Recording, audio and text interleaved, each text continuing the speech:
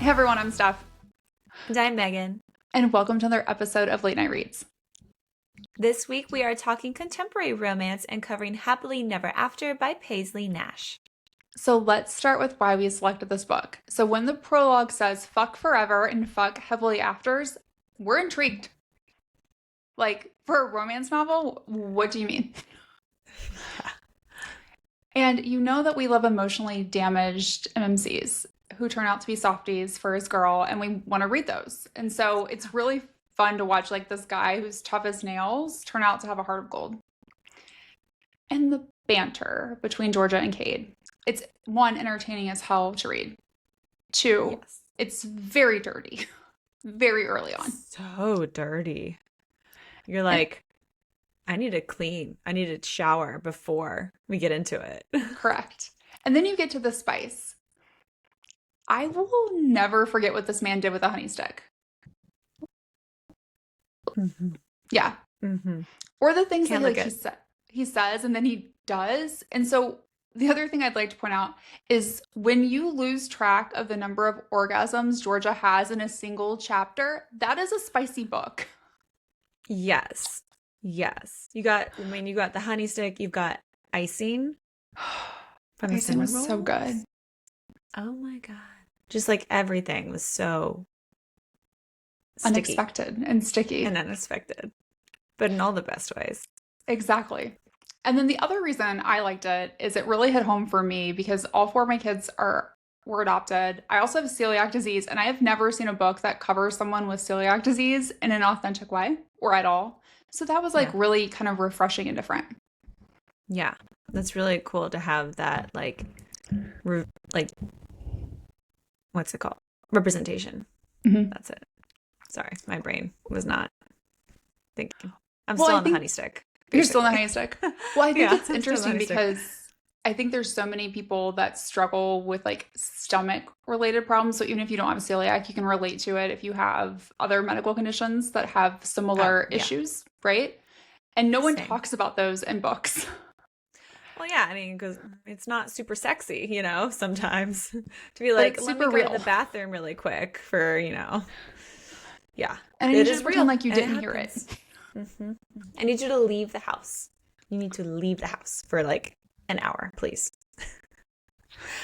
Okay, so besides that, here are a few things that you should know about the author Paisley Nash. So first, she loves to write the swoon-worthy small-town romance books with flirty banter and angsty plots. I mean, need I say more? She's also a huge fan of Sun Tea and Taylor Swift. So basically think of it like as if Taylor Swift, there was an alternate version of her that wrote romance books, like it's probably Paisley Nash. And this is fun fact. This is her debut novel under the Paisley Nash pen name. She also writes in different genres under the name Bex Dawn. So maybe you can check those out sometime too.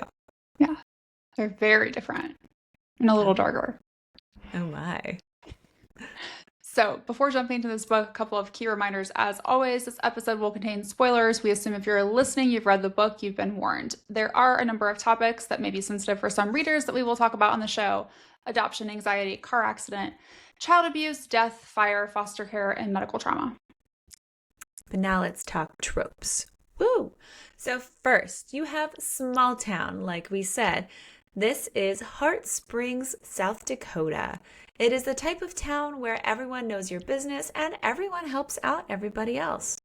That's a great thing. Next, we have enemies to lovers. So you can't really blame Georgia and Cade for not liking each other, given how they initially meet. Like it's an awkward scenario, but there's definitely a lot of attraction going on here.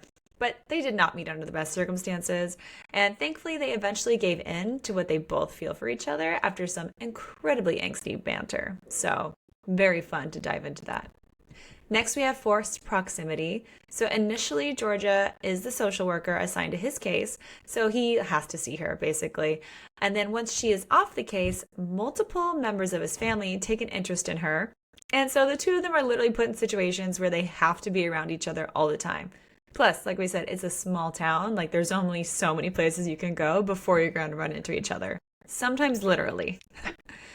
And then we have found family. Georgia has been searching her entire life for something to belong to, especially a family. And that's exactly why she finds everything with Kade and Aurora and the rest of the Archer family to be just kind of completing her search for a family. And lastly, slow burn. Yes, I know. It may take a while before we get some real action between Georgia and Kade, but once it starts, hot damn, it is good. It is like you put a tiny bit of kindling on that thing and it just goes ablazing. It is so good. Like, thank you, Paisley Nash. Thank you. Thank you. Cannot wait to talk about it. Okay. Yes. In terms of all the drama, we start off with a prologue where Kade Archer has been in love. I did not know where this book was going at first when I first started reading it. Yeah. Given the prologue, so he's in love with this girl named Marley May Parker, who I immediately did not like. I don't know why. I just didn't love the name. But he's been in love with her since he was 6. He's currently in the military. He has 6 months left to go until his contract is over, and he's counting down the days he can go home and propose to her because he actually wears an engagement ring on a chain around his neck. And I'm like, you're in the military and you're doing that? That does not seem safe. No, well, you could easily lose that. Or like, Correct. God forbid you died and like it just gets taken and it's gone. And it's just like, don't carry valuables like that around your neck. No. Especially in the military. Or on football teams. We've talked about that one before, or too. on football teams. Yes, exactly. I'm like, don't do that. Or on, roller coasters. Roller coasters. We have a list, people. We got a list. Places not to hide an engagement ring. Okay. Correct. So he's smitten big time. The only problem is he gets a letter from her where she basically is like, yeah, I don't love you. I don't want to be in this small town. Bye. And he does what any, I think, irrational man who's had his heart broken would do, is make a poor decision very quickly. So he immediately goes and extends his military contract and then no longer believes in happily ever after, which is where we get that fuck happily ever after comment from. So 9 years later, he is not living his best life once again. So he's out of the military. He is living in a shithole apartment. He is hungover. He is avoiding work. He's avoiding his family. His sister, Hazel. So he is the only brother in, I think, 4 sisters. And she calls him on his shit, telling him to get his life together to help out the family before they lose the farm, which is like a huge surprise to him because he has legitimately no idea what's happening with his family at this point.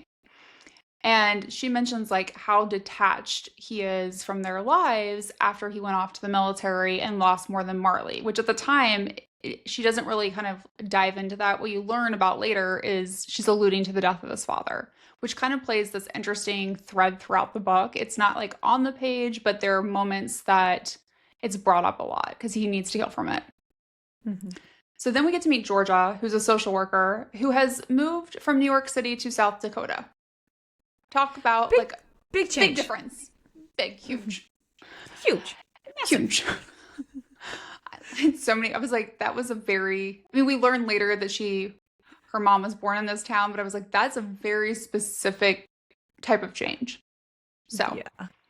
And her first big case is to tell Kade that he's been named the guardian of Aurora, this girl who happens to be Marley's daughter because Marley and her husband, who was a real piece of work, died in a car accident the week prior, and Aurora is currently in PICU. And you're like, so flabbergasted, if you will. You're like, wait, what? Like, where is this going? Huh? Okay, sure. So Marley's dead and had a baby, but now Kade has to raise the baby, even though it's not his. Correct. Like, and they've not talked in 10 years. Oh, right. Yeah. He's like, I haven't spoken to this girl in so long. Like, what do you mean? Like, can you imagine if like a college boyfriend of yours, like left you something in his will 10 or 20 years later? I'd be like, what? Oh, thank you. I'm sorry. It's like, I don't know. What? No. But Kade is a stand-up guy and he comes around. So basically, when Georgia gets to Kate's apartment, she has a run-in with Agnes, who is his landlord. And oh my God, the best way to describe Agnes is just like a horny old woman. And honestly, I'm like, it's probably gonna be me when I'm an old lady. I'll be like, hey, honey, come on over. Check out these titties. They're on the ground.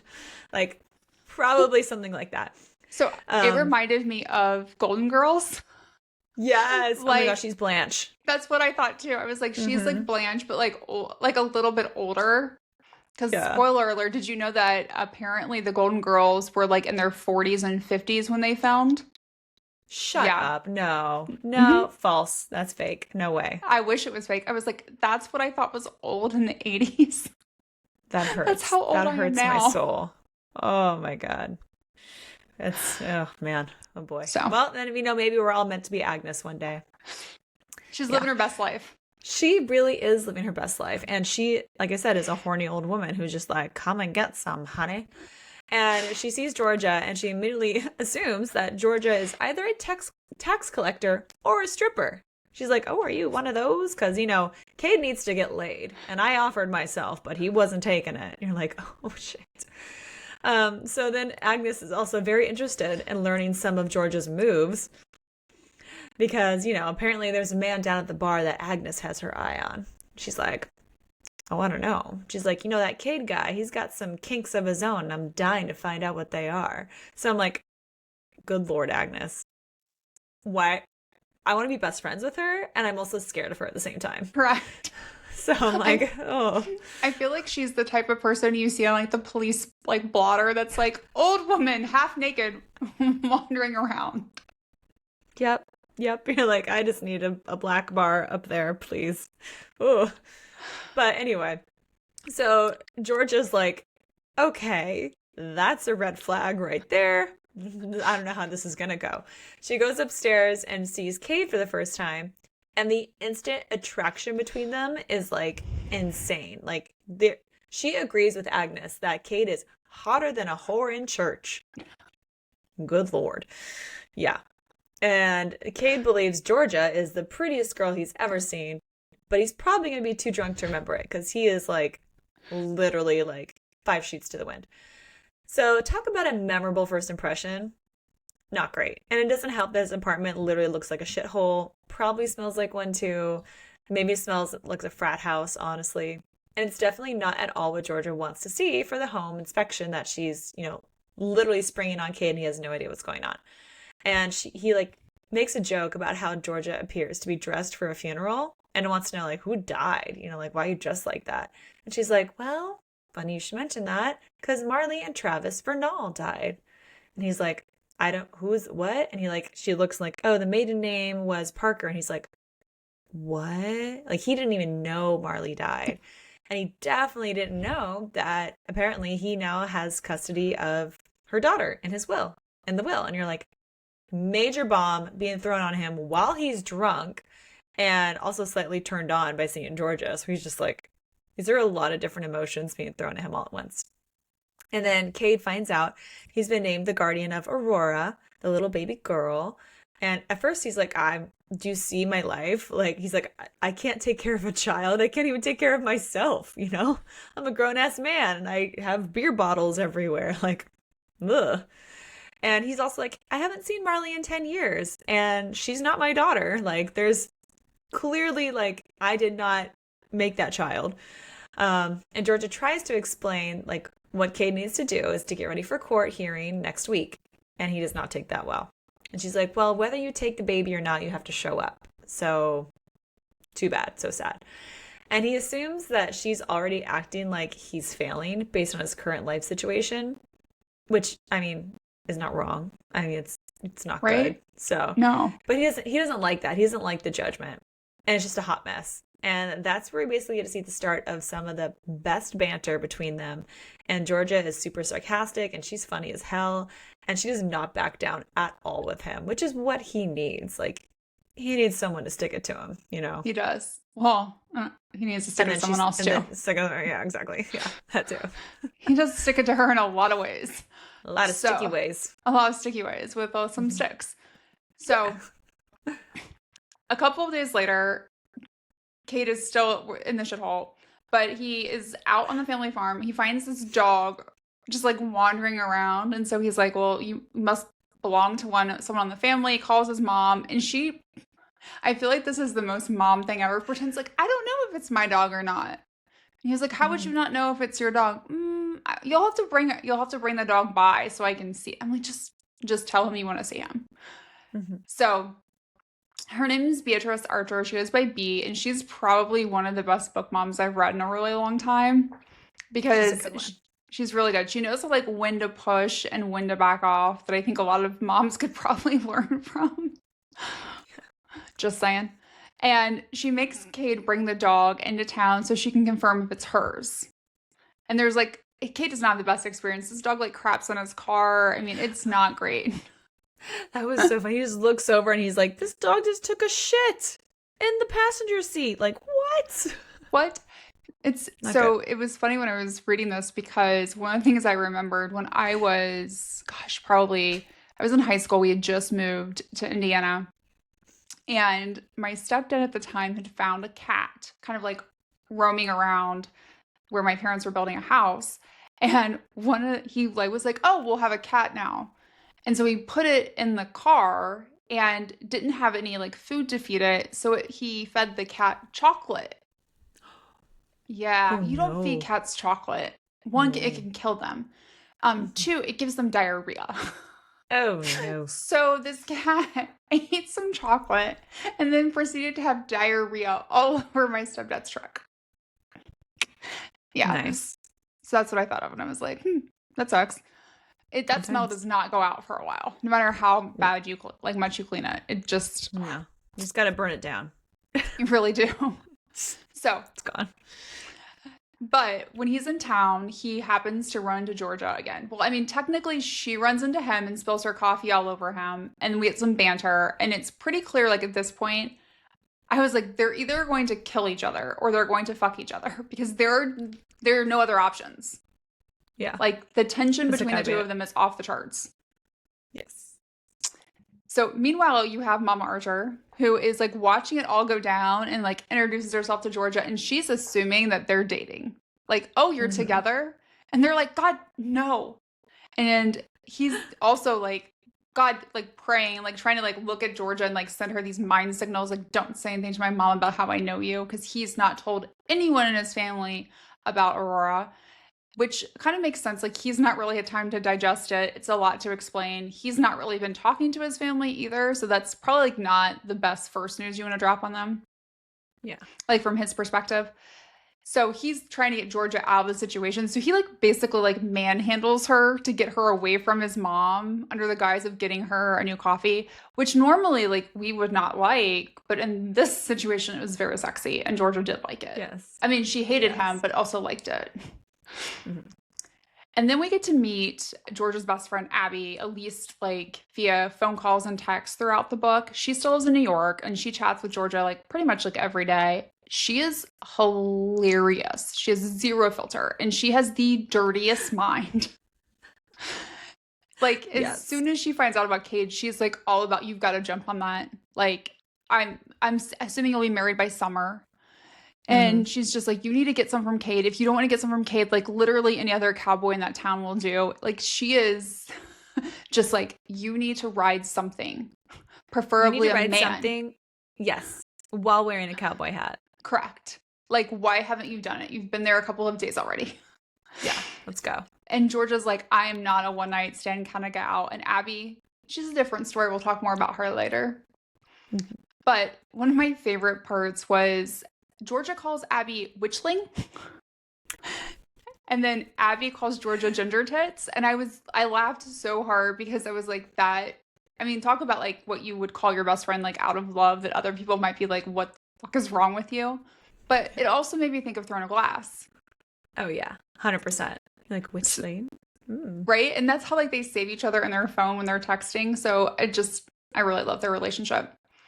And then we also learn that Georgia has celiac disease, which all I thought was, oh, sweetheart, being in South Dakota with celiac disease is not going to be good. Oh no.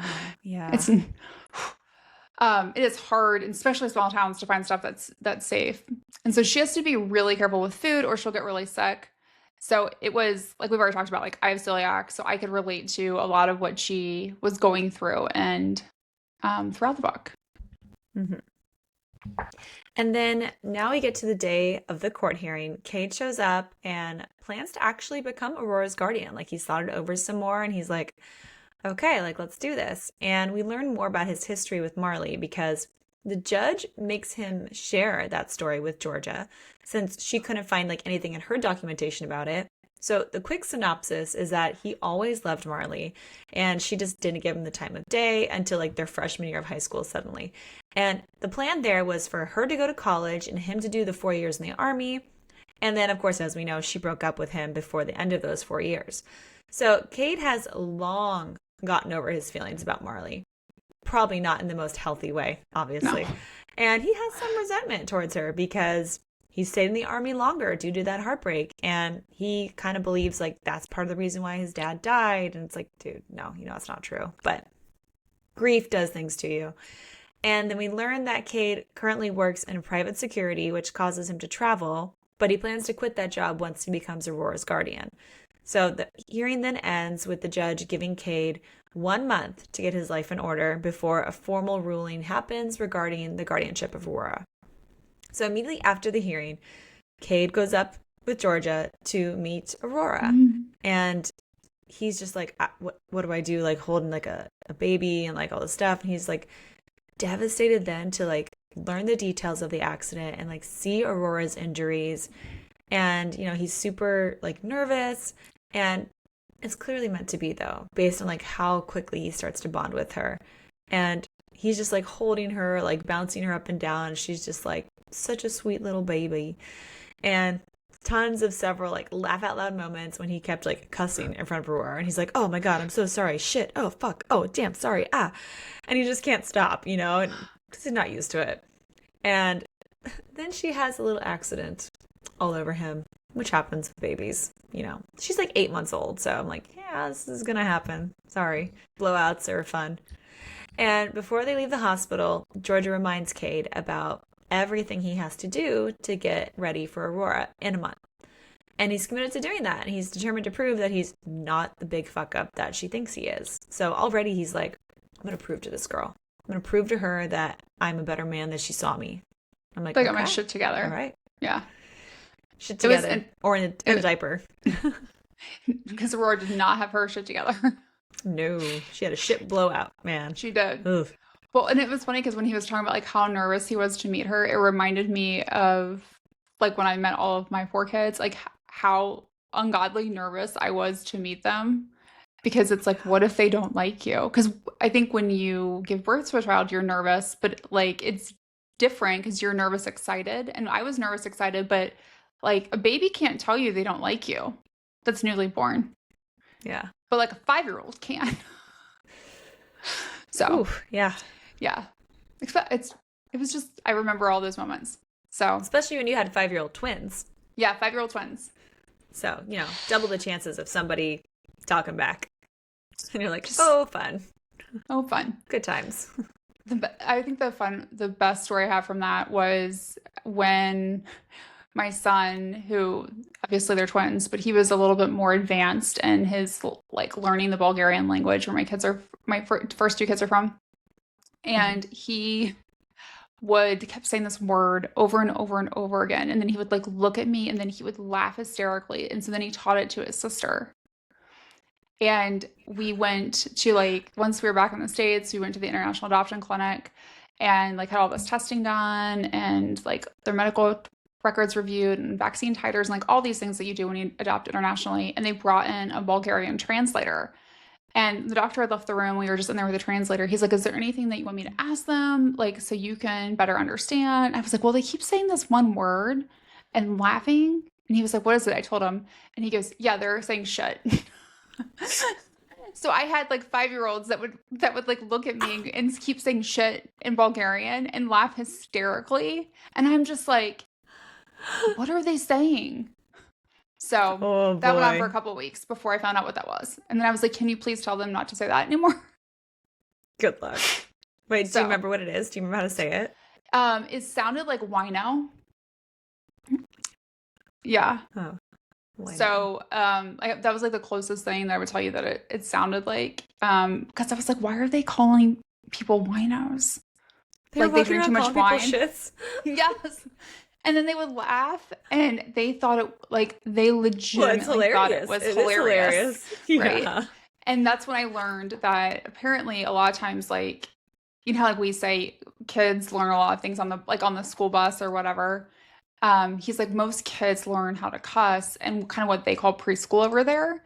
And so it's Mm. just like really he's like and they know they're not supposed to. He's like, so the fact that you could do it and you didn't say anything. And I was like, because I didn't know what he was saying. And I was just It's like it's a like different language. I don't I know. did and I and it's really hard to it's a hard language to learn. So anyways, that you never know when your 5-year-old's gonna cuss at you and say shit in a different language.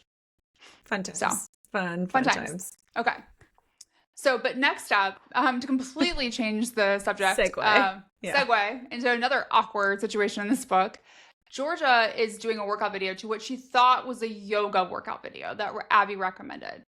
And it starts out that way. And then it shifts into porn. So I was not expecting this as I was reading Abby. this. I was just like, I cannot wait to learn more about Abby. So Yeah. Georgia is like both alarmed by what's happening on her TV screen and also like turned on by watching it, which leads to her like touching herself. And she then starts thinking of Kade and his previous comment about how he would shut up her pretty little mouth. And she's like, exactly how would he do that? And I'm like, we have questions as well. But she's like very close to an orgasm. But it stops because there is some really weird shit that happens on this video that made me absolutely lose it because all of a sudden it's like this woman's like shouting Brannon, this guy's name, and chakras and all kinds of weird things that no one expects to. Well, she thought she was working out. It's a workout video, yeah. And you're like, downward dog, downward where? What? Huh? Why are there so many people? What's happening? And then it gets more hilarious because when she's like reaches out to Abby about it, like, what the fuck did you have me watch? Abby's like, well, I'm in it. Did you get to the second act? And I was like, no, she did not get to the second act. And she's probably scarred for life now based on what she witnessed. But I'm also like, I don't think Abby was joking. Yeah, like I'm curious. Like, were you actually in it, Abby? Like, let's I think fast she forward was. and find out. I wouldn't put it Maybe- past her. I wouldn't either. And then we officially learned the real reason that Georgia's in Heart Springs. It's because her mom was born there. So her mom died after giving birth to Georgia at 18. She was placed in foster care. She spent like 15 years kind of bouncing around in the foster care system before an older woman named Robin, who lived on a farm and loved her like she had like always been her daughter, took her in. And she believes that like Robin is the reason why she got to go to college, grad school, and why she is a social worker and believes she can help other kids that were in similar situations as her. But Robin has passed away. So Georgia really is completely kind of alone in this world. The closest thing that she has to family is Abby. And so she's looking for a place to fit in, like a place that feels like home, a place that, and this is like a big theme throughout the book, that would keep her. Yeah. Just so sad. It is. So then the next time Georgia and Kade run into each other is at the grocery store. Georgia's had a very bad day and is just trying to find some gluten-free options. She's literally in the midst of like a small mental breakdown in the store when Kade just... Yeah, right? You're just like, this has gluten, this has gluten, this has dairy, this has everything. You're like, I just want to eat something because like you're hangry at the same time. Right. Bad combo. And so Kade shows up and just like gives her a bunch of shit about her fancy food choices. And he's forced to eat his words a little bit when she's like, well, by the way, I have celiac disease. So fuck you. Like, I have to have this food. It's the only thing I can eat. And he's like, oh, okay. Sorry. My bad. And then we start to see a little bit of like a sexual banter between them. And it just continues to heat up because Kade then follows her throughout the store. Just like Kind of like a stalker, but also yeah, like what are you doing? Like a hot stalker. Yeah, like a hot stalker. I don't hate it. I don't hate it either. And then we learn that Georgia is actually off of Kate's case because the original social worker that was doing it is back from her like emergency appendectomy. However, like Georgia has still been checking up on Kate just to like see how things are going.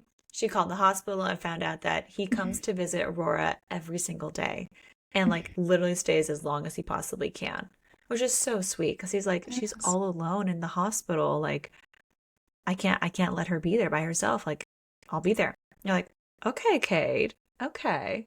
Okay. So then Kade's two best friends in the world, Griffin and Wilder, which Wilder made me think of Till Summer Do Us Part. Same. like, And I was is this like, our same Wilder? That'd do be you have fun. piercings? Do you have piercings? He, who knows? Maybe we'll We find don't out one know. day. I don't know. Yeah. But these guys served in the army with Cade, and they show up to give him some moral support about his new kid. And Cade honestly never told them about Aurora, but Georgia had called to verify his employment. So that's how they found out. But they also assumed at that point, like maybe a condom broke or something, like, and that's how Cade became a daddy. They did not anticipate the whole ex-girlfriend from a decade ago leaving her daughter to Cade in her will. It's like, yep, that was not on their bingo card. Who would? And who would? Yeah, it's like that. No, what?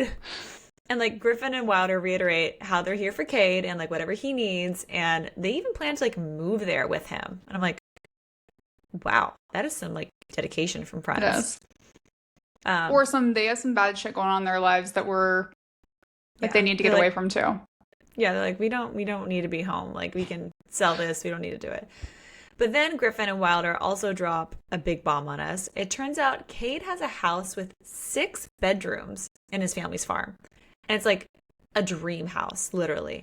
But he's been living in this shithole apartment with like the creepy Agnes, like sexual like predator, basically, like as a landlord. It's weird. It's weird, right? You're like, you have a house. What are you doing? And like at first, he's just kind of like, whatever, like, it's just, I'm not going back to that house. I'm not going there because it reminds him of his dad and everything. So then we get him basically like being against the idea of everything until he gets a message from the social worker that Aurora is getting released from the hospital to a temporary foster family because he's not ready yet, even though his month isn't even up yet. But he's like, okay, well, can I go see her or anything? And they're like, no. Like, now that she's out of the hospital and in, like, foster care, like, you cannot see her until she's been brought to you. So he's a little, upset. But he's just kind of like, well, I'm assuming this is going to all go in my favor. Like, we got the hearing. We got everything going on. And he's like, I knew this was coming, but it still hurts. It's kind of like being kicked while you're down. But also, I'm like, it's kicking him in the ass to, like, go back home and, like, see his family and, like, get that shit together. Yeah, do something about it. Yeah, it's just like, all right, like, and maybe it's just a sign. Like, the universe is giving you signs. Hello, big shiny sign. Go home. So then we see Georgia. She's at the farmer's market, and she runs into Cade's family because, obviously. Small town. Small town. She sees his mom, B. She meets some of his sisters. And in, like, literally no time, one of his sisters, Hazel, is inviting Georgia to hang out with her on Saturday nights at the local bar in town. So, like, she's getting pulled into the friend group. His mom is like, conned her, maybe. I don't know how the best kind of conned her into helping with the honeybee bash. But, like, this woman is not in a relationship with Cade, kind of hates him, but also wants him. And now she has been welcomed into his family very, very quickly. Yeah, she's like, what? This is weird. Like, this is weird. So then we have Cade. He goes to see his dream house, which he, in his mind, right, was halfway done when he left for the military. Well, he goes in and it's like basically done because his dad kept working on it while he was in the army. I mean, there's still plenty of things to do, but it's in a lot better shape than he thought it would be. And all I'm thinking of, if it wasn't in this good of shape, how did you think you were going to have it ready in a couple of weeks? Yeah, like, oof. Or maybe he would have like moved into like the main house while he got that ready. Maybe.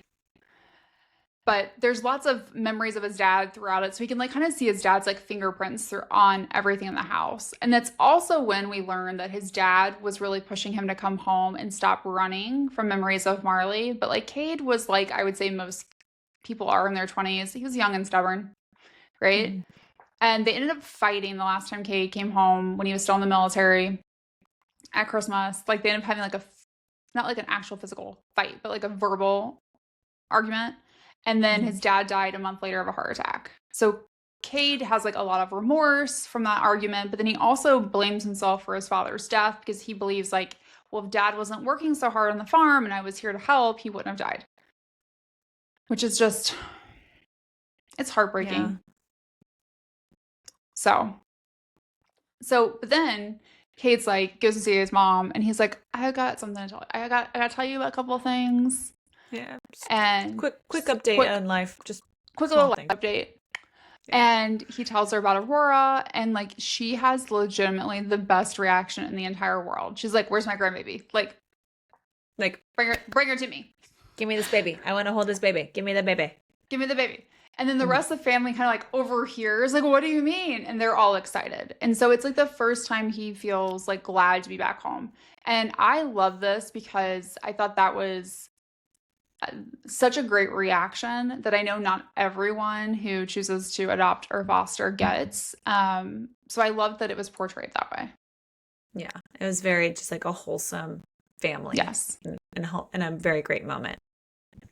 So then we have Georgia who heads over to Honeybee Farms to help out Kate's mom with the honeybee bash. But she gets distracted by some adorable little animals, like a little duck and like bunnies, and she's just like, "Oh, this is so cute!" And she ends up driving her car into a ditch. Oopsies. I feel like that's what would happen to me. Oh, cute Yeah. little puppies. He was like, "Oh, uh-oh, ditch," and you're stuck, and Yeah. you're like, "This isn't good." So she's like Whoopsies. literally in the middle of nowhere, not middle of nowhere, but she's like on the way to their farm. So she's like, best option she has is to call Cade. She's like, "I don't know anybody else here. What do I do?" And he comes right away. And he, is very concerned about her. He's able to like help get her car out of the ditch. And he's like, "Well, you got a flat tire." And she's like, "I don't care. I gotta go pee. So take me somewhere where I can go pee." I'm like, Now, I would have just peed right there, honestly. Been like, "Turn around. I'm gonna go." But he's like, "All right, I'll take you up to the house on the farm." And we get a little bit more banter back and forth between them. So fun. They love to push each other's buttons. And eventually they'll love to take each other's buttons off. So it's all good. or rip them off. Rip them off, please. And Cade loves to say things that make Georgia incredibly turned on, such as quiet nights where I bury her face in the pillows and fuck her raw, long and hard, again and again, until she's sated, exhausted, and cum drunk, filled to the brim with me. When I'm done, darling, I start all over. You're just like, "Whoa, What? hi. Hi. Hi, What? hi, sir. Sign me up. I know. Thank you." When I was reading this, I was like, this is what we say to women we don't know very well. Yeah, I'm Oh like, my dude, God. wow. Wow, okay. It gets If it better. wasn't so turned on, I'd be like, yeah, it gets better, right? Damn. So they're at Cade's house and he takes the time to show Georgia everything, and she's really impressed by how much he's done to like give Aurora like a really nice place to live. And like the amount of effort that he's putting into everything, she like can see like, oh, like you're a good dude. Like this is a lot better of an impression than your shithole apartment. Much better. And then he also admits that it's become a little bit easier to talk to Georgia about things than like anyone else because like he's been with her since the moment he found out. And he's starting to share more about her, with her about his life, and that like he has not really had a lot of people to talk to besides like Griffin and Wilder, but like still it's different. And he's like, he's telling her all these things because he feels like she's seen some wars too, like of her own. Not like the bloody ones, of course, but like destructive and like a family scenario. And she also just keeps assuming that all of the hurt in his life is related to Marley. And at this point in the book, like she's also convinced like he is still heartbroken over the girl that he loved as a teenager. I'm like, "Oh, honey, you couldn't be more wrong." That was a But long time ago. yeah, it's like, no. Oh. But there is this moment that's like between the two of them when Cade comments about how much Georgia's body wants him. And if she just admits it, then he'll show her how bad his body wants her too. I was Then like, his mom please. shows up. Then his mom shows up, and you're like, "No, damn it, come on." Oh. So just cold water poured all over them and us. And you're just like, shh. But Cade does make it very clear to her that he wants her. And but again, like it causes her to believe like he only wants me for sex and nothing more. And I'm like, but Yeah, I like, could see that. Like, I mean, some of it's confusing because he says things where I'm like, yes, he 1,000% wants to fuck you. But then he also yeah. talks about like wanting to have a wife and kids. And I'm just like, It's like, why not? Why couldn't you be both? exactly. But I think because of her past behaviors, Like the things that have happened to her in her life, she has like a lot of walls up that need to get knocked down a lot. Hmm. Yeah. Okay. Then, because this is just how the Archer family works, a couple of his sisters show up. They invite her to go mudding with them. I mean, literally, this Georgia has been like indoctrinated into the family, Hmm. but with against her will, it Yeah. feels like. And she's going along with it. At first, I think she's like, oh, I think no. And then he was like, well, that's not a good idea. Like, you're a city girl. Those are like fighting words. So Right. How she's like, dare oh, I'm you? going now. How dare you? Yeah. So the entire gang is going to go mudding. So it's like a bunch of his sisters, Cade's going, Griff's going, Wilder, and a couple of things happen on this. So Kate has noticed that Georgia hurt her hip during the ditch incident. The ditch incident. Oh I God. hate to call it an accident because I'm just like, she was looking at animals and she ran to a ditch. I mean, yes, it was an accident, but also it feels like an incident. Mm-hmm. So he like does some research to make sure like Tylenol is okay for celiac disease, to bring to her. He gets her snacks that are safe to eat. It was like a really sweet gesture. And then he also is like watching this like 18-year-old like farmhand to like help saddle up her horse, and he gets all like possessive and a little aggressive about it because this kid is not doing it right. And then he realizes, shit, she knows how to ride a horse. Like she's not a city girl. He was like, oh Which damn. I'm like, this is like the That's- second time she's made you eat your words. Mm-hmm. So then we see Hazel, and Hazel's probably my favorite sister in this book She's good. because she calls him out on his shit, which I feel like he needs a lot of. And so she calls him out on how Marley used him for years. And then Cade admits that he has realized that. Like he knows that he was being used by Marley, but it took him a couple years after they broke up to realize it. And then she tells him about Cooper Ridge, which is this massive ranching operation that moved into their county a year ago, how they're undercutting everyone else, a big corporation trying to kill all the little farms so they can buy out the rest of the land. And his mom has refused to sell them a couple of times now. And then Wilder, who I think we're going to need a book about at some point because the picture I have of this man in my Oh head, God. and maybe it's because of Till Summer Do Us Part and the name, but he flirts with like literally anyone. He's got a real dirty mind and he just seems to do the craziest shit. So like he falls off the horse. He doesn't die because at first they're like worried that he's going to be dead and that's going to be a problem they have to deal with. Yeah. I think even Griff's like, if you die falling off a horse but not in like 10 years in the war, I like, what? Like what is wrong with you? What is wrong with you? And then he starts a mud fight, which I'm like, okay, I like this. Mm-hmm. But then Georgia and Cade, like her horse like runs away, and so they have to be on this horse together. Which turns into, and I didn't mark this one as a spicy scene, and maybe I should have, because it felt a little spicy, but not. But like his hands end up kind of down her pants. And they're like rubbing up against each other while they're both on the saddle, and like they are both enjoying it. And then she tells him to stop because she's not like this. And how she doesn't do this type of stuff with a guy that isn't hers. Which is like a big theme too throughout the book. But then, to confuse the shit out of him, she kisses him. Right. Yeah. It's like, is right? that better? Wait, what? I mean, I guess Yeah. technically. I mean, yeah. I mean, there Feel are like- some steps, potentially, Steps. that they might have skipped a Sure. little bit. Some it gets bases. some bases Yeah. that we maybe should have started at. And it gets really hot until she then stops that. And then she has like this kind of like a mask that she puts on where she tries to like, kind of like, it reminded me of like Poppy and Sarah from Blood and Ash and Flesh and Fire, when they kind of put that mask down and they kind of no longer think about, they shut down their emotions, I guess is the best way to describe it. Yeah. And so she does that to him, and he can like sense that she is not the same girl she was like 3 minutes ago when she was all up on him. And she's like, take me back to the house.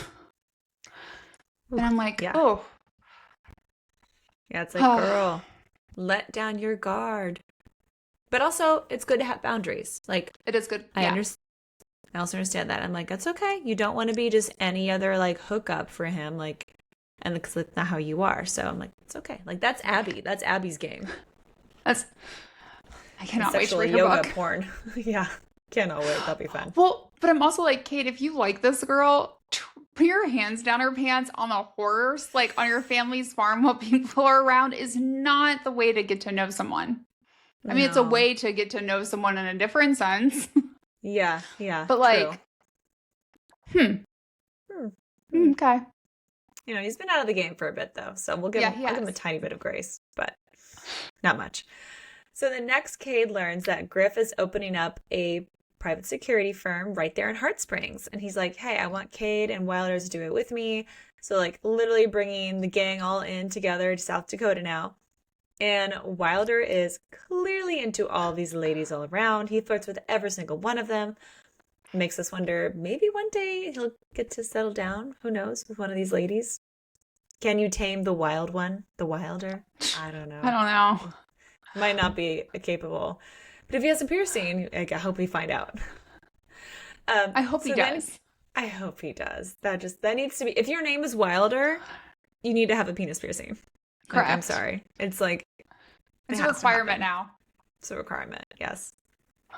So then Cade also learns that the new social worker did an impromptu visit to his house, and his mom like oversaw everything and shared her findings with the judge, and that Aurora should be in his home in a few days.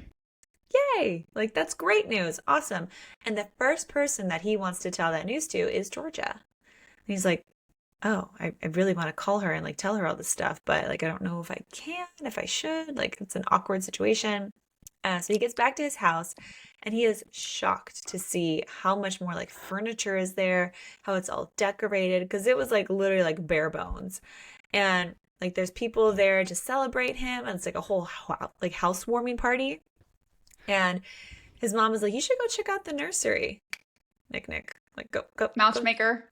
Let's go. Let's go.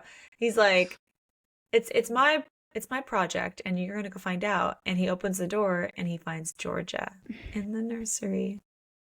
And she did everything in there. She like helped paint, she helped decorate, she got all this stuff. And they end up having this like really honest conversation, like about how Georgia longs for a family of her own and how Cade thinks that he killed his dad. Like they're literally just like bearing their souls to each other.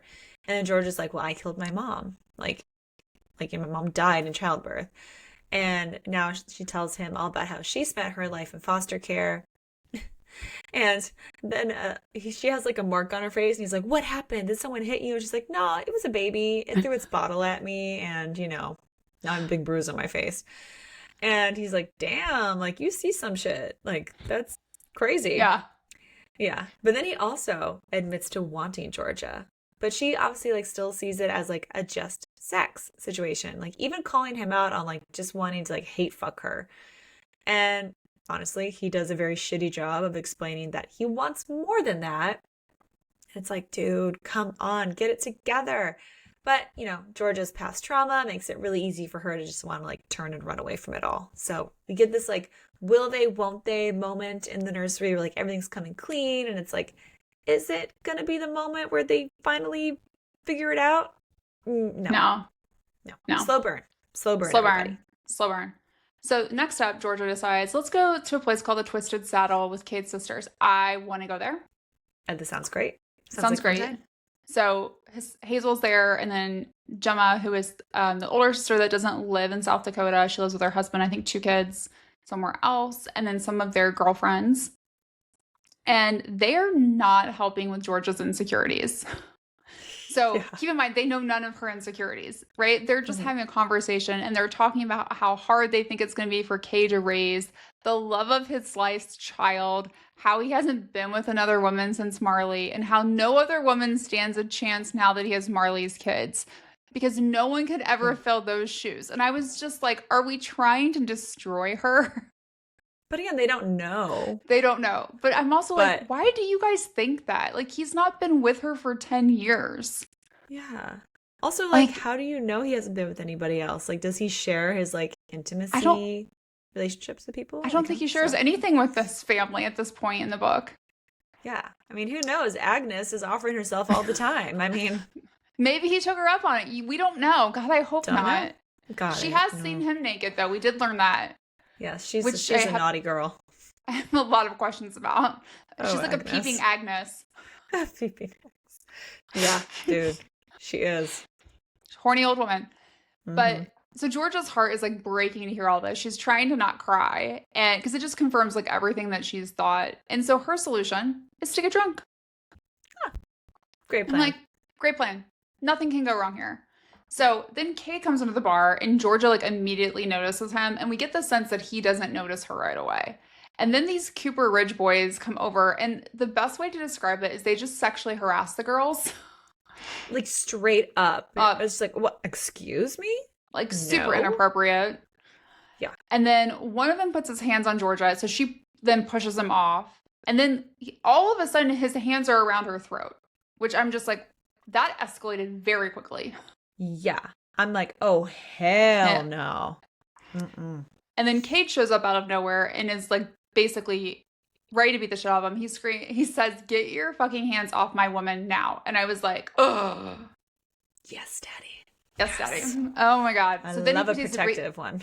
I do, and he's so protective, and then he beats the shit out of this guy, and like Griff and Wilder are just standing around like with their arms crossed, like, yep, no one's pulling him off. Finally, he realizes like if I keep this up, this guy's gonna die, so I should stop. Yeah, it's like, ooh, I don't want to get charged with murder. That's a Correct. bad look when you're trying to adopt a kid. It is a very bad look, but it's also a small Also, town, so it's a small town.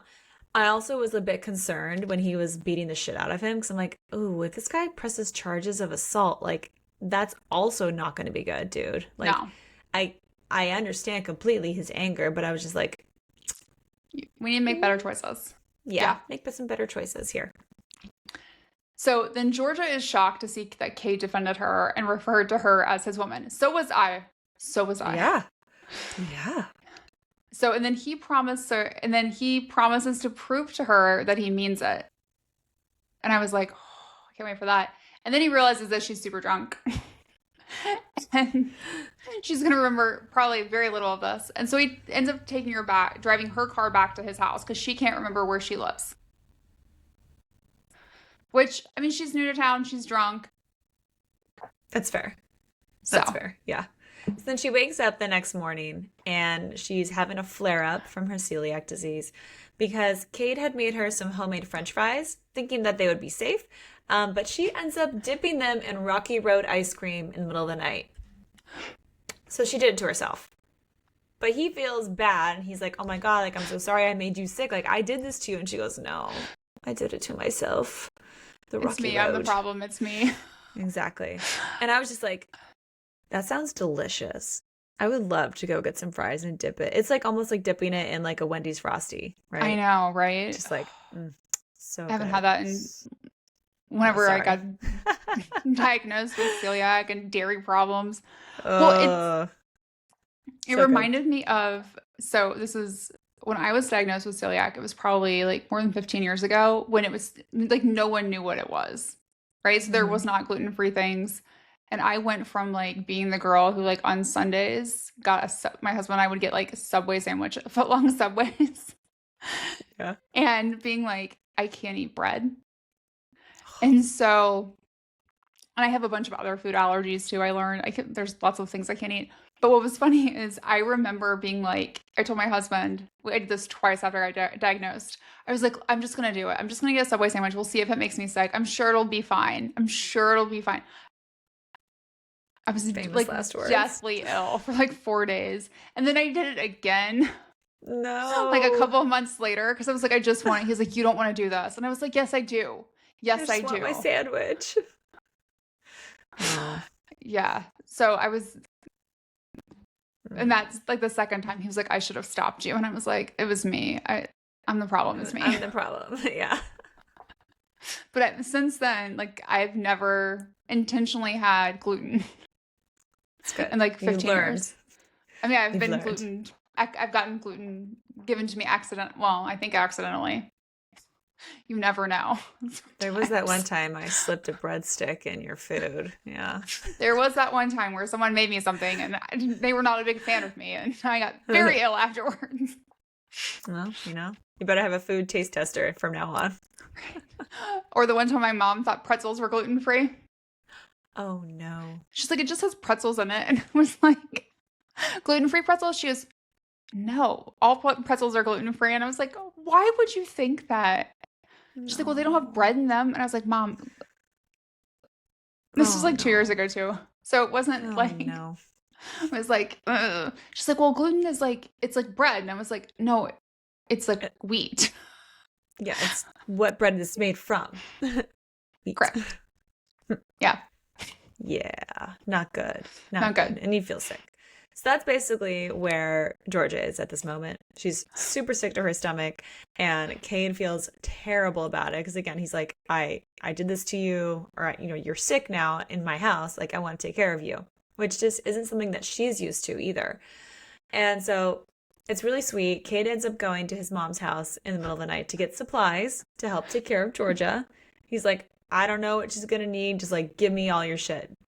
And his mom and one of his sisters are like honestly already planning their wedding at this point. They're like, it's so cute. Cade loves her and he's doing all this stuff. Like they're getting married.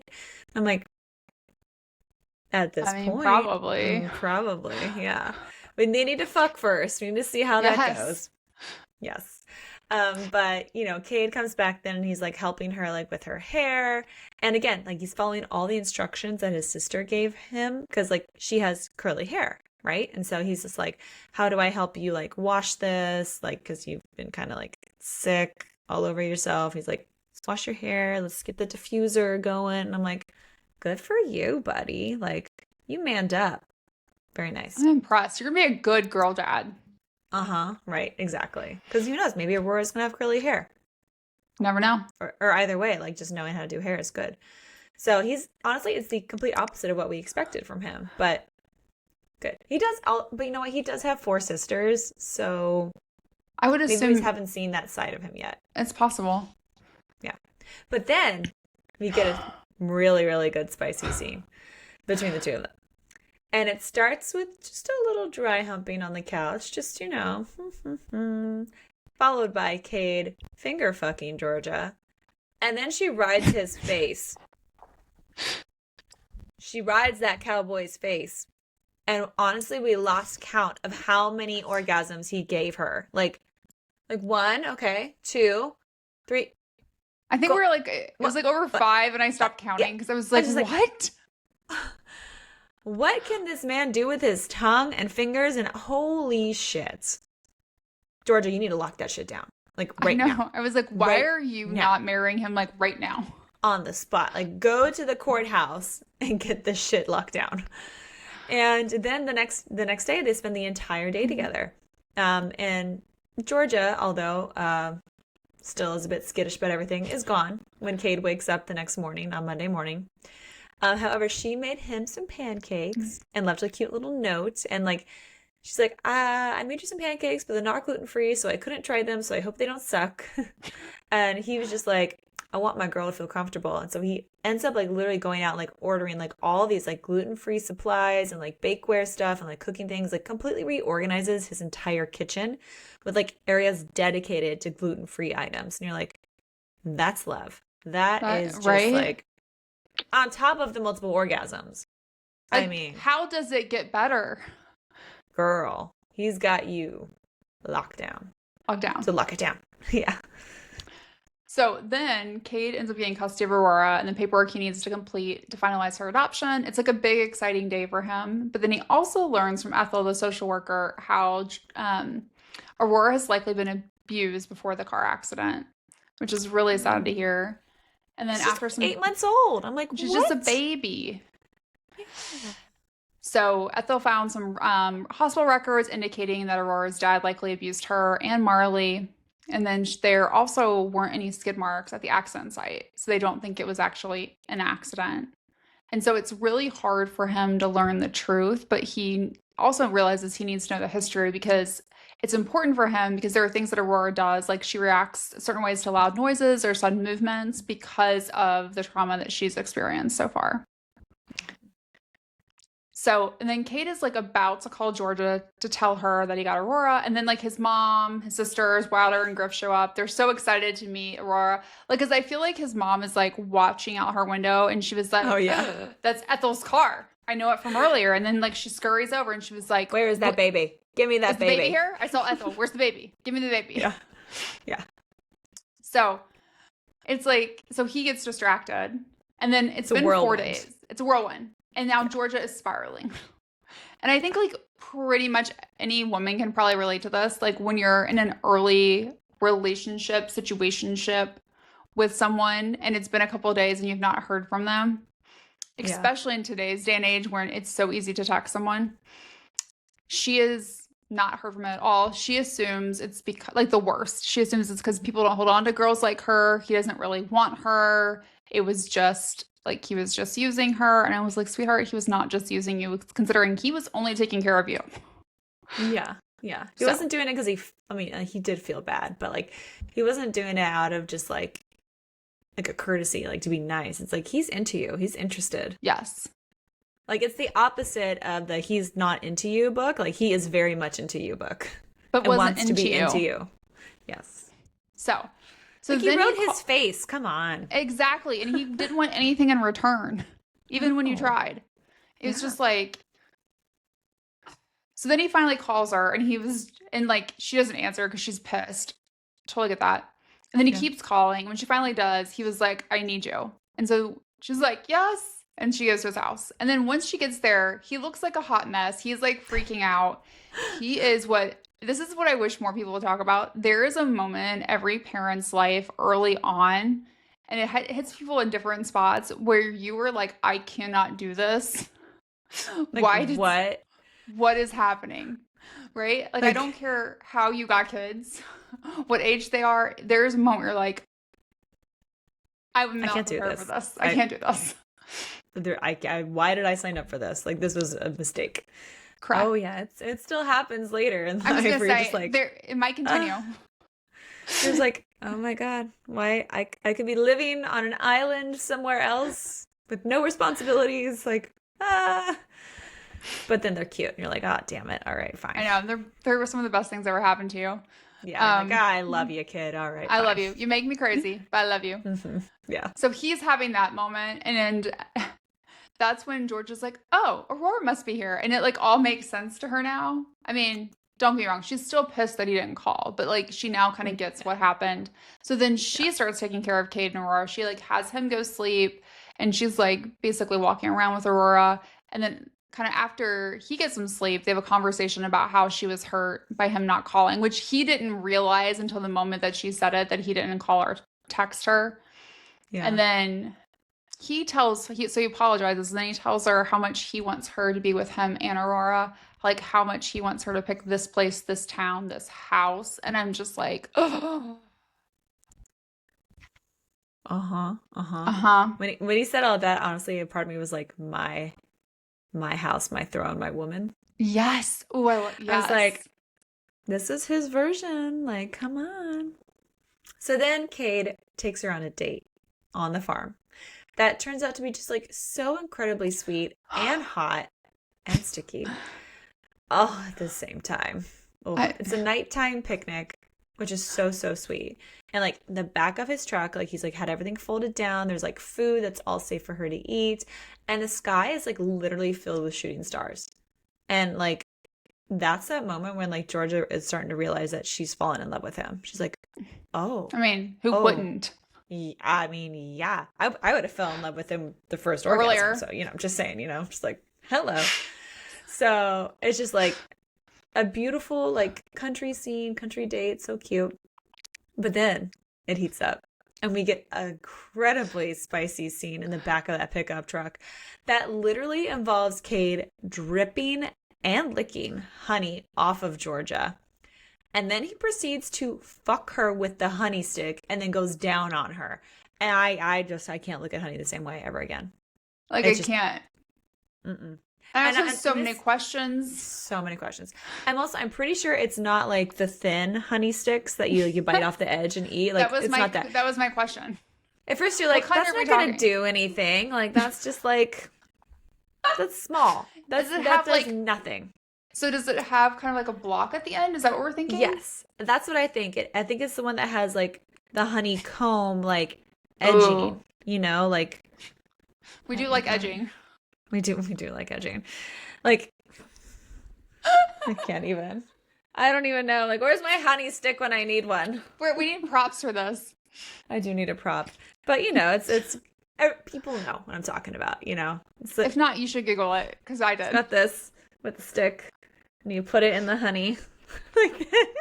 And then you put it other places. And then you fuck somebody with it.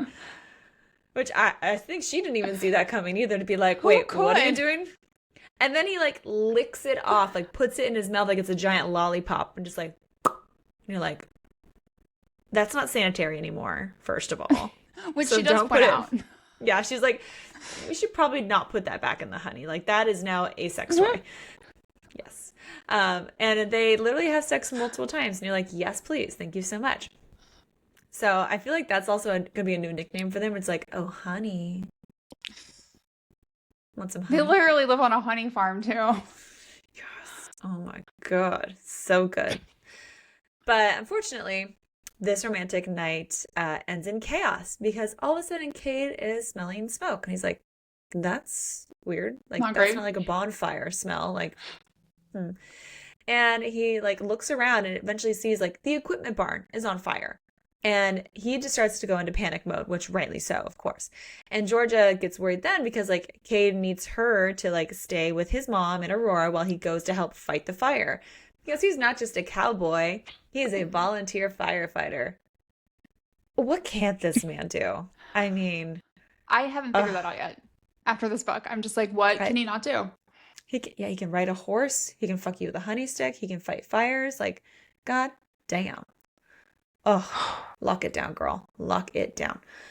But meanwhile, while he is off fighting fires and being a sexy man, we need a calendar of Cade, honestly, of all the things that Cade can Yes. do. You know? It in my mind, this is not how she describes him, but if you've watched Yellowstone, Rip, that's how I think I got about him, chills. Oh, I just got chills thinking about Rip. Mm, right? Like this, he reminds me a lot of like that personality, except, you hmm know, but he's a softie, you know, but at the he's a same time. softie, Yeah. Yeah. Man, if you gave Rip a honey stick, right? Sweet God. shit. Damn. That'd be sticky. Okay. Whew. All right. Moving on. Now I'm on fire. I need to call the fire department. Cade, please come put out this fire. Do you have any icing? With some ice. Yeah. We'll get to that. We'll get to that. Simmer down. Simmer down. So Georgia is with Aurora and his mom and his sisters. Like they're all worried, of course. And they know that a bunch of people are coming to like help fight the fire. So they end up cooking breakfast to like feed everybody who helps. And Georgia comes up with an idea then of how to help the farm, which B like loves. I'm like, girl, it is so effortless how well she's fitting into this family. Like it's crazy. And like once everyone is back from fighting the fire or eating their food, you know, Cade then makes like a proclamation to everyone that like Georgia is his woman and Aurora is his daughter. And like literally everybody's just like clapping, hooting, hollering, like, yeah, that's right. And then he takes his girl home and we get a hot, sexy shower scene. Yes. And you know how Because I you know, love that. you gotta clean off all that honey. Well, and he smells like And he fire. I mean, smells like fire. it's it was for hygiene. It was yes, you know, we had to. And I'm also like, it's been like 12 hours. How many times have you had sex and how many orgasms have you had? How are you walking? Right? Yeah. Oh, God. How are you functioning, girl? Right? Whew. I would need to sleep for a long time. Yeah. So later, Georgia is shell shocked because she finds out like she like was looking for something in the kitchen. She was like, "Wait, what? Why? There's all these baking supplies, gluten-free food for her."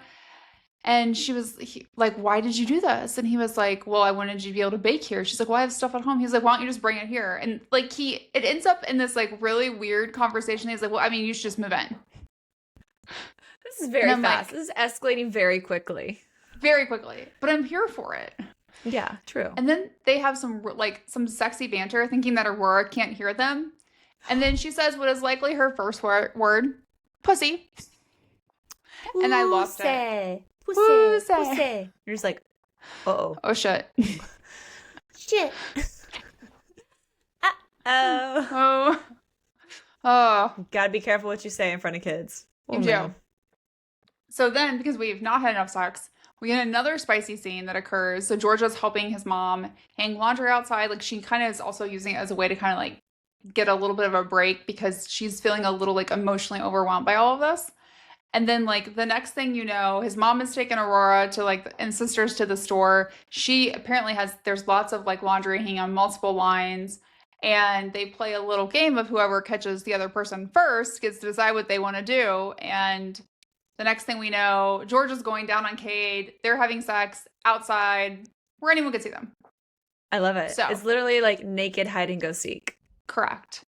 Which I'm also trying to like imagine like you have like these like lines of laundry. Well, it's Yeah. not like I think it's clothes, but like it's also like sheets. Sheets. That's what I assumed. So Yeah. it's kind of like a cool like. Is it the movie? Oh my God, The Greatest Showman. Like you know, Yes. like they're dancing throughout the sheets, but instead of dancing throughout the sheets, they're like making sexual like silhouettes against Or the she is, like at sheets. least. Or she is, yeah. And he's just like, yeah, yeah, yeah, Yeah. and like following around. He's like kind of like slowly jerking off like while he's like trying to find her. But then they fuck, and you're like, Yes. oh my god, yes, yes, please. So then, next up, Georgia tells Kate everything she's been working on for the Honeybee Bash, how it's going to be bigger than ever before. She's gotten like all these vendors and everyone helping. Like the entire town is helping this out. And then we learned the fire was also definitely arson. Someone has also been destroying their fences. And so I feel like it has to be the super Cooper rich assholes. Like, Gotta be it's got to be, right? right from Then the we get-go. Then we get another scene. She is like, it's breakfast. She's making gluten-free cinnamon rolls. I would like the recipe because I've yet to find one that tastes good. Well, that tastes as good as like what I remember them to taste like. And Kate decides to finger fuck her and go down on her while she is making cinnamon rolls. And Yeah, there's she's like icing kneading the involved. dough, and And he's like "Don't kneading stop." her. Yes. And then he's dripping icing in places, and then he fucks her on the countertop, and I'm just like, Better clean that shit off later. I'm sure he licked it up. Oh, he definitely did. So it's just like, It's good. It's so good. It's like, so good. goddamn. like you don't expect this when the book starts out. Like, No, not at all. Not at all. Okay, so now it's been a month since the fire, and things seem to start to get back to normal at the farm. Kate has done some research into Georgia's biological family, and he's learned that literally all of them are dead. He hasn't shared that information with her yet because he can sense that, like, even though she's really happy with him and his family, she's also very much still inclined to run. Like, she can very much still be like a deer in the headlights and be like, no. But you can't blame her given that everything that's happened to her in her life, you know, it makes sense. So after a bad day of work, and I mean like a bad day at work, like she went to go find some kids and like their mom's been missing for a week and CPS has to come like take the kids away. She's like, I do not like this part of my job.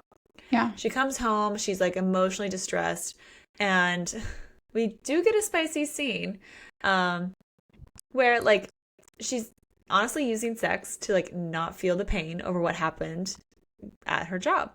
And Kate does a very good job at helping her forget everything. He's like, what do you want, baby? And she's like, I just want to forget. And he's like, all right.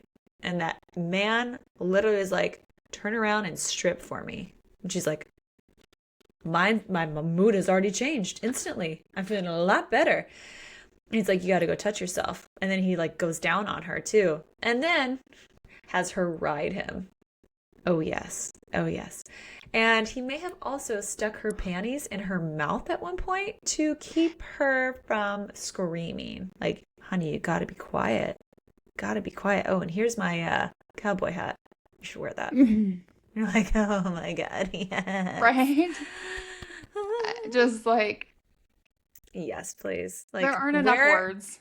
Like, literally, like you were doing reverse cowgirl. Like, wear that shit with the cowboy hat. Like, oh, love it. So things are going well for them, I'd say. You know, pretty good. Good sexual chemistry. But they haven't said I love you yet. But it's clear they both honestly feel this way. But of course, right now we have to have the inevitable third act crash and breakup that we know has to be coming. Georgia finds a piece of mail thinking that it's like the adoption finalization papers. But it just turns out to be a copy of Marley's will with also a letter from her to Kade. Which I'm like, okay, well, that would have been nice to know sooner. But also, like, Georgia, honey, this isn't for you. You shouldn't be reading this. But she does. I was like, I don't blame her, but I'm also like, I would have probably read it. Yeah, I know. And the letter it's bad for Georgia. Like, it makes it sound like Kade was like the love of her life and would always love her, you know? Like, would always be there for Marley and that they were soulmates, which is not at all what Georgia wants to hear in this moment. Like, it confirms her worst fears, honestly. And you're just like, shit, shit, shit, shit, shit. Like, not good. Not good. So then Cade gets home with Aurora. Like they were like walking on the farm and he finds like Georgia. She has like a lot of her stuff packed up in the car and he immediately knows that she's leaving. And it's really heartbreaking because but right before it, you see him trying to get Aurora to say mama, right? And he was planning on telling Georgia about how much he loves her, thinking like she was finally ready to hear it because he's been very worried about telling her, thinking like she'll get scared and run. And Georgia tells him about the letter and how she still thinks he belongs to Marley. He tries to get her to stay and says he loves her, but it's like not enough. Because like in that moment, she cannot think rationally, right? No, no. And then what broke me was when after she leaves, Aurora starts crying, saying "Mama." I know. Can't. I like lost it. Well, because so with my twins, we went to Bulgaria, met them, and then there's like a 4-month period. So we had to go home for 4 months while the adoption was being finalized before we could take custody of them and bring them back. And my oldest son literally bawled and cried about how he wanted to go to America with Mama. This was like after only being with him for like 4 days. And like, so we've talked about I'm a sobber. I sobbed at that part. I can see you sobbing. I was like sobbing. Anyways. Okay, so it's been a week since Georgia left. Cade hasn't heard from her. He's tried reaching out multiple times. She's not returned it. He's not in a good place mentally. Georgia's not in a good place mentally. And she's also started to realize that like, because she's been able to think rationally, right? That Marley's letter was like equal parts hurt and poison, that like she shouldn't have listened to it. She should have given like Cade a chance to explain instead of letting it like open these old wounds that she has of not feeling good enough for most of her life. And then someone's like knocking on our door and it's Abby. Because Abby's just showing up. And I was like, yes. And Abby's she's a good there. friend. Abby's a good friend. She's there to help Georgia fix the mess because she knows like you need to be with this guy, right? Like he's the one, you fucked it up, we're gonna fix it. And then we also learn, which at first you're like, this is kind of weird, but it's going somewhere, that Abby met a hot guy in a bar. She had incredible sex. But then like the next morning, she accidentally answered his phone thinking it was his, and it was his wife. So no worries. Abby has jokingly hexed his penis, which is something that she talks about. Yeah. And with the nickname of Witchling, like I would not put it past her. And then we learned that his penis was apparently 10 inches long, and we have questions. Yeah. Okay. She says that it worked. I don't know, do you? I don't. She said that 10 inches. That's longer than 10 inches. Oh, sweet God, that's like probably what, 12, 18? Oh my God. Okay, a piece of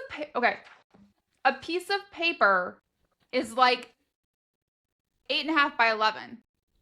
Oh, that's right. So think about that. That's long. That is.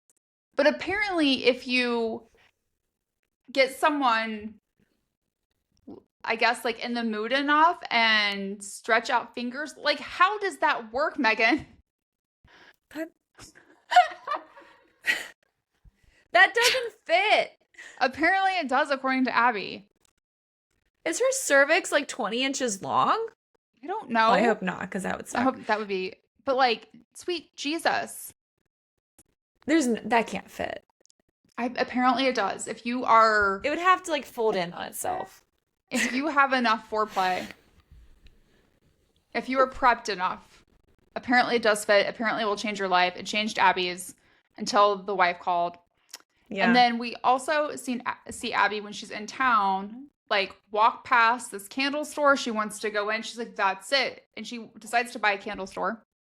So it looks like she'll be saying goodbye to New York too. And I don't know why it reminded me of this, but if you've seen Hocus Pocus 2, the like bookstore, candle store the guy has, it reminded me of that for some reason. And like the town, like Abby just being like, yeah, like feeling called to it. Yes. And I'm just like, yes, this is not how we make decisions, Witchling. But apparently it is. No. And I'm here for it. She saw So in the tarot cards. She's like, this is the place. this is the place I will come and I will accept it. Yes. They have 10-inch penises here. I shall stay. Sweet God. Lord. Many questions to say. So next, B reaches out to Georgia, asking her to meet up. And it's evident, like, obviously how much, like, B missed her, just like any mom would, or, soon to be mother-in-law. And B tells her that, like, Kate and Aurora are seriously struggling. Like, they miss her so much. Like, and for all purposes, honestly, like, Georgia is considered to be Aurora's mom. Like, in all the ways that matter. Like, she's been there for her. She holds her. She feeds her. She puts her to sleep. Like, literally, like, Aurora said, mama. Like, and then B tells Georgia, like, she knew her mother growing up. And we get, like, a very unexpected part of all of this that comes in. Like, B gives Georgia the phone of her dead husband. And Kate apparently has been calling his dad's phone, like, whenever he feels the need to, like, talk, and, like, just leaves these voice messages all about Georgia. And all about, like, how he's, like, in love with her, how he's, like, found the one, and, like, she's everything he never thought he could have. Like, it's just basically all these love letters to Georgia in the form of voicemail to his dad. And she just, like, melts. Like, oh, my God. Like, what have I done? Ugh. And so then it's the day of the honeybee bash, and Georgia goes to see Cade. And they're about to talk when they find out that Aurora has been stung by a bee. And she's, like, literally having, like, an allergic reaction. You're like, oh, shit. Like, that's bad. That's serious. Like, you're also, like, in the middle of, like, the country. Like, not good. Yeah. And so, like, they literally race off to, like, an urgent care clinic to, like, get help for her. Thankfully, Aurora's fine. Like, they got it all settled. Like, she's okay. But, like, we'll keep an eye on the bees from now on, Like, yeah. On a bee farm. On a bee farm. Like, let's stay away, please. And Georgia and Kay finally get a chance to just, like, talk through everything, talk about everything. We're like, okay, I think we're going to be all right here, guys. I think we're good. I think we're okay. So we get a nice little epilogue. We get a spicy scene where they make love. And you're like, yes, thank you so much. There's definitely more dirty talk than details. We'll get into that. And then we get a second epilogue. And it's Georgia's birthday. And Cade proposes. And you're just like, finally. But the big surprise here is that, I mean, obviously getting proposed to is a surprise, like, but it's not a surprise. Like, we all see this one coming. Yes. But, Abby is watching via FaceTime on everything. And then, like, literally starts freaking the fuck out and loses her shit because she sees Griff. And she's like, that's the 10-inch penis guy. Like, holy shit. And you're like, what? Oh. And then we're just, like, done. You're like, okay, well, we need another book on this. Like, we need to know what. First of all, Griff, I have questions. Many, many questions. Many questions. Penis. I have 10 inches of questions, please. And, oh my gosh, yeah. So I'm like, all right.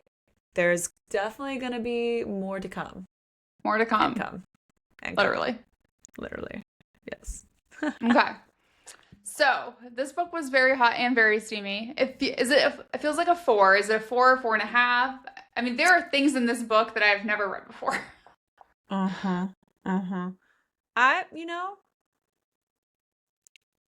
It's hard. Like, I know, because it's like not quantity; it's also quality. Yeah, the for quality purposes, I would say like a 4.5. Okay, I think so too. Because I'm just like because it feels like more than just a 4. Yes, true. It feels like it. I mean, the honey stick, like the honey stick alone gives that extra half. Well, 4 peppers and a honey stick. Well, in the teeth of a 10-inch penis, I mean, you we have questions about it. So, okay. Yes. So, we get multiple chapters of spice. We'll start with chapter 11. Oh, boy. The yoga. So, this is where she is watching what she thinks is a yoga video turn porno. So, she is imagining Kate at this point, right? So she's like, what am I doing? I shake my head rapidly, try to dispel the anxiety and frantic thoughts competing with made-up images of Cade wearing absolutely nothing but a fucking cowboy hat, which I didn't have in my mind until she said that. And I was like, yes. Yes. Yes. And then she remembers what he said to her before, which was, if you open your pretty mouth one more time, darling, I swear I'll find a way to shut you up. And she's thinking, like, did he mean with his mouth on mine, kissing me, his tongue thrust between my lips, or something else? Would he shut me up with his cock down my throat or with my face stuffed into pillows? And I'm like, girl, it's going to be all of those. And your Oh, panties yeah. later. Mm-hmm. Mm-hmm. Yes. Yeah. So wonderful. And also, I have questions. Does he have a 10-inch penis too? I don't think so. Like, we're told it's big, but that's vague. Yeah. I'm like, I is this 10 assumed it inches? was probably, I don't think it was 10 inches. I feel like we would have, because she was very alarmed by the 10-inch comment when Abby made it. Yes. Okay. So he's somewhere, but he's got to be above average though. So I think he's above average. I think we've got a lot of girth going on. maybe like 7, 8. Yeah. Yeah. Less than 10. I feel like 9 is also a bit too, would be a bit. Like, let's say he's a solid 8. 8 That's with our girth. guess. That's 8 with probably girth, which is still a lot. Which is still a lot. Yeah. I mean, There's some stretching that has to be done. maybe 7.5 with the, I don't know. It's the honey stick that, like, like, he's like, if you can handle this, you can handle me. I don't know. Okay. Moving on. Whew. Okay. So chapter 30. Kade and Georgia dry hump, which you're like, all right. Okay. Very high school. Then Kade finger fucks Georgia, and Georgia rides his face. Ride him, cowgirl. He's like, you want to take care of me, darling? Yes, I really do. He hums low, then smacks my ass, and that sound that rips from my throat is a broken moan. Then climb on top of my face and fuck my tongue because I'm fucking dying for a taste of you. Fuck, you taste like sin and sugar, and I'm starving. And then he starts to devour me, slow and messy like he's got nowhere else to be. I lose every coherent thought I've ever had. Kade Archer eats me like he worships me, like he's not going to stop until I've screamed myself hoarse. And when I do, 2 minutes in, he keeps going, dragging another orgasm from me. And true to his words, to his dreams, the man doesn't stop bringing me over the edge, no matter how long it takes. He eats me like he is trying to prove a fucking point. I just don't know what it is, but I sure as hell won't stop him. Me neither. Right? I think this is the chapter I was like, how many orgasms have we had? Yeah, like, right? Like, what? The limit does not exist. It does not exist. Does not exist. Does not exist in this book. Mm-hmm. Okay. Then chapter 36, we have our truck scene where he fucks her with the honey stick, goes down on her, and they finally have sex. Mm-hmm. And he calls her Freckles. That's like one of the nicknames he has for her, which is really sweet. But one of the things that he says to her is he's like, you want me to eat this sweet little cunt, clean you up so I can make a mess of you all over again? She makes a strangled sound and nods furiously, heels digging into the blanket. He goes, thank fuck. And I literally lost it. I was just like...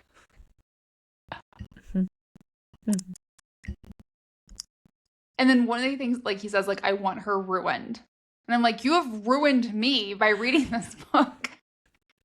Ruined. Honey is ruined. Honey is ruined. Icing is ruined. Cinnamon rolls are ruined. But, like, in the best way possible. But in the best way possible.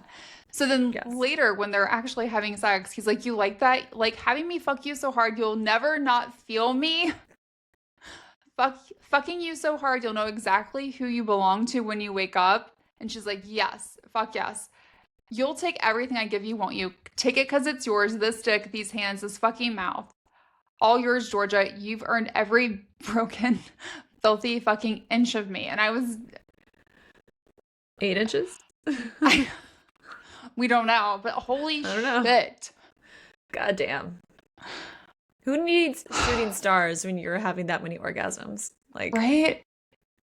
She doesn't need to ask a shooting star for an orgasm because this man just gives them. He's a giver. Mm-hmm. He might be the biggest giver we've seen. Honestly, and read about. Yeah. Honestly. He is a give her. That was cheesy. but it worked. But it worked. Okay. Then we have chapter 39 where Kade and Georgia have shower sex. Yes. Love it. And at first it's, very just like sensual. We make love in the steam and the water, hips moving slow and deep, Her hands in my hair, her eyes locked on mine. No frantic rhythm like earlier. No wild thrust, just us breathing each other in, chasing something more than pleasure. And when she comes, shivering and whispering my name, I hold her even tighter, chasing her over the edge and falling right with her, filling her like I swore I would. It's like, it's not rough and dirty, No. but it's so sexy. Just like Yes. soft moaning echoing off the tiles, and you're just like heat, steam. Yeah. That's a good one. He gives you a little bit of everything, I feel like. Yeah, he really does. So then in chapter 41, Georgia goes down on Kade. Good girl. And they have sex outside. Hell yeah, they do. He says, "You want to be a cock-drunk little tease for me?" Fisting her ponytail. "You want to choke on it till your eyes water?" And she moans, nodding as I slide back into her mouth. "Good girl," I hiss. "Take it. You look so perfect with your mouth full, baby. Like you were made for this. On your knees, hands covered in dirt and pre-cum, pussy dripping all over your pretty freckled thighs. More," she mumbles around me. Deeper. I groan, head falling back and thrust in harder, hitting the back of her throat. "You're a dream come true, Georgia Walker. My dream come to life." And I fuck her mouth. Slow at first, but it's not enough. With her, it never is. And then a little bit later when they start to get into fucking, he's like, "I told you where my cum goes, darling." I cut her off by saying, with another slap to her ass, "Now get on your fucking hands and knees and let me remind you." And I pound into her like I'm trying to erase every man who ever came before me. Holy fuck. I mean, I think he did. I think he did. I think he literally just and they're outside. They're outside. I hope nobody can hear you screaming for miles because holy shit. Right? So good. Yeah. She's screaming his name, clutching onto the grass, and just there's drying sheets in the wind. Just there's a damn. lot going on. That's some feral fucking. There is. Then when we go from that to chapter 43 where she's making cinnamon rolls. She's like, "I'm just trying to bake." She's just baking in the morning, right? Yeah. And he trails icing down her throat, letting it drip slow and thick down her chest, around her nipple, down lower, just like he did with the honey, right? Mm-hmm. Then he flips around, kneels, and licks every single drop off her skin. And then he goes down on her. But then, when he decides to fuck her, he goes, "Cover your fucking mouth, darling. I'm not coming on my hand." Because Aurora's sleeping, right? Mm-hmm. Mm-hmm. And then she bites her own fist as I slam at her, bearing myself to the hilt in one deep thrust. And I'm just like, oh my God. I press her tighter to the counter, hips locked to hers, and come hard, filling her with everything I got. She shudders under me, breath catching again, and I'm like, same. Mm-hmm. Do we need to take a shower now? We're dirty. So dirty. Rats. And also, I'm like, he needed to fill her with cum, because if he didn't, then they'd be like, which one's icing and which one's the cum? At this point, They who look knows? the same. Who knows? And they're being used the same, it seems like. Yep. Oh my goodness. Good Lord. Good Lord. Lord. Mercy. So then, chapter 46. Kade has Georgia strip. She's had a bad day at work. He's like, "Strip for me, baby." And then touch herself. And then he goes down on her. He's a giver. He is a giver. And then he fucks her, right? It's just Constant giving. "You gotta stay quiet, baby, or I'm gonna stop." Says, "Cover your mouth, Georgia." He barks, pausing until I obey. "That's my girl," he praises, slipping a finger inside me. Fucking soaked like always, soaked and filthy and begging. Perfect. And then he's eating me like he's just as starved as I am. His fingers are thick and perfect. His mouth, every woman's dream. I believe that. And it undoes me faster than should be possible. Uh-huh. Uh-huh. And then in our first epilogue, which is just lovely, Cade and Georgia have sex with more dirty talk than details. Like when he says, now, okay, I trace the curve of her hip, then slip between her thighs, letting her feel the weight of my words. Now I'm the one who's going to ruin you. She gasps. You are? Yes. Ruin you for all other men. Ruin your pretty little birthday outfit. Ruin your vocal cords as you scream out my name, begging me again and again for more. Ruin your makeup when I fuck your mouth and hit the back of your throat. And Georgia whimpers, shuddering against me. But mostly, baby, I'm about to ruin this. I slide under her panties and cup her pussy possessively. I'm gonna destroy this right here with my mouth and fingers and cock. And then I'm gonna make a mess out of your sweet little cunt with my cum. Dirty man. He's a dirty, dirty man in the best way possible. And honestly, it was at this point where I was like, he would have killed Agnes. He would. Agnes would have died. If Agnes ever got her way, she would have died happily. Well, it's true. That was having the best a way to heart die. attack. Honestly, she probably would have had a heart attack like mid-thrust and just been like, Lord, take me. I'm ready. Like she was just. But there are worse ways to go. Yeah, worse ways to go, man. Whew. So, hence the 4.5, the 4 pepper plus the honey stick. Yeah. Oh my. Ooh. It's with some icing on it. Good stuff. Okay.